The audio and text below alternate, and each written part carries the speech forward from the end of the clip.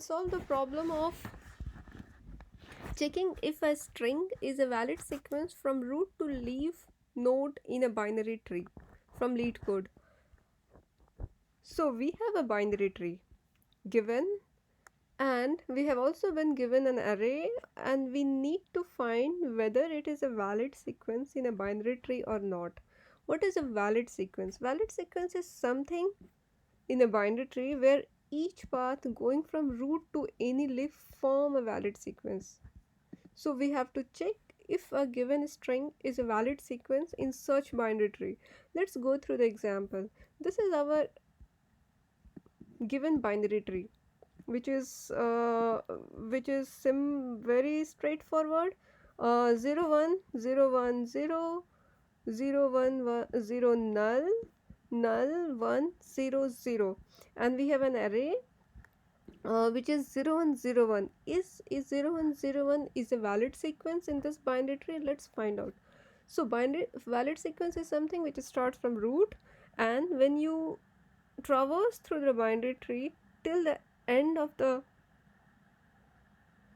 and to the leaf node, it's a valid sequence. For example, 0 1 0 1 is a valid sequence, 0 1 1 0 is a valid sequence, 0 1 1 0 is a valid sequence, 0 0 0 is also a valid sequence. These are all the valid sequences in a binary tree. We don't have to find how many valid sequences are there or how many exist. We just have to return true if it is a valid sequence and false if it is not a valid sequence. Now, how do we go through this problem? If we look at this problem, this is basically traversing a binary tree in a DFS manner, and at the same time we have to make a comparison with the current position of an array, and if it is true, and at the end we need to check that after the array ends it should be at the leaf node. How do we know some node is a leaf node in a binary tree? It doesn't have left subtree and a right subtree. So this problem is actually a DFS with two more condition.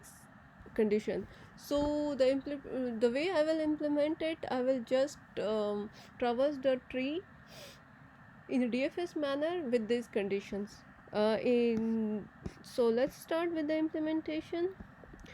I will go through the recursive approach for the DFS. Let's write the recursive function first. So our recursive function would be function is valid sequence helper. What would be the parameter? Root, of course, array, and my third parameter will be the current position of an array. We need to add it because at each traversal we need to check whether at the current position of an array is equal to the node value. So we will always take it as a parameter.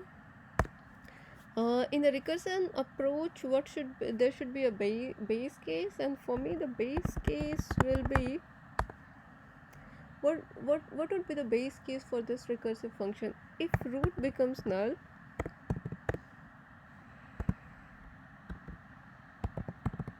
or I becomes equal to array length. So either your tree ends or your array ends, then in that case I will return false. What else? This is my base case. Either the tree ends or the array ends, I will return false. What is our true case? When it will return true? It will return true when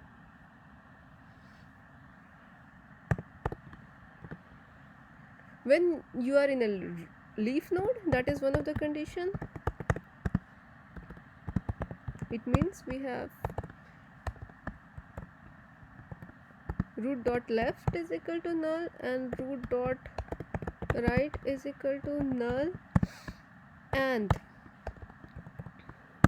root dot val is equal to arr I.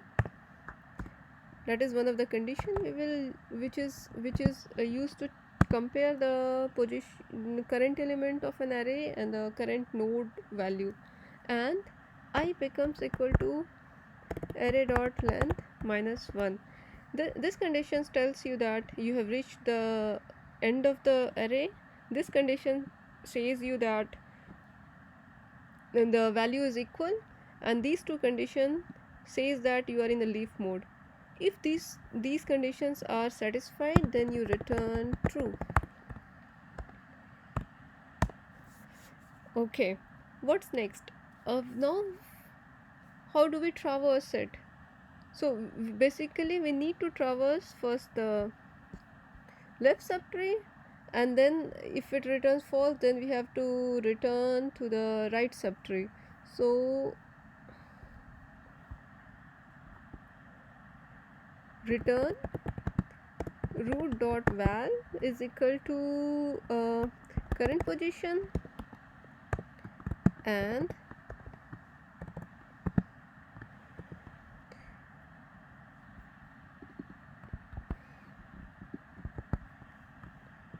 the is valid sequence helper root dot left will be sent, and then array and I plus 1,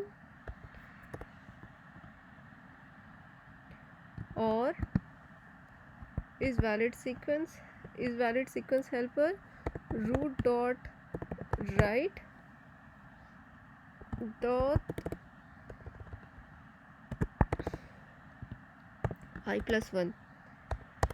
Okay, that's it for the recursive function. We added the base case, we added the condition when it will return true, and this is the case which will traverse through all the from root to leaf.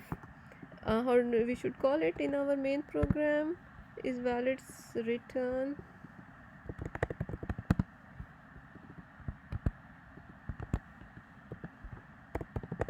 root array, and initially I is equal to 0, so we should put it as 0. Okay, that should work. Let's try with the first example.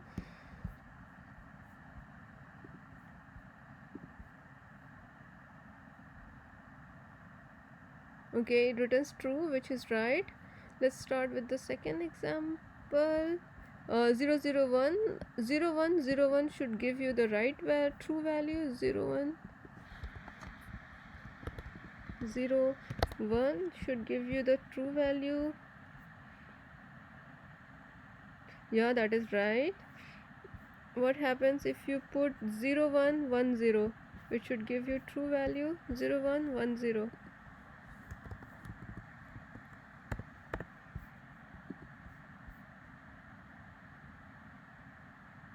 Yeah, which is correct. If I put it 1, should be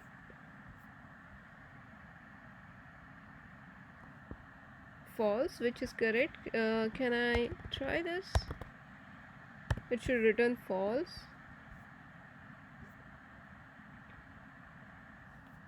Okay, so it works pretty well. I will try to submit it. Let's see. Yeah, it is accepted. That's nice. I like this approach a lot because it makes it's a very simple to understand, and once you understand how DFS works, this problem is very easy to understand. Tell me your opinion about this problem. I would like to hear it. Thank you so much.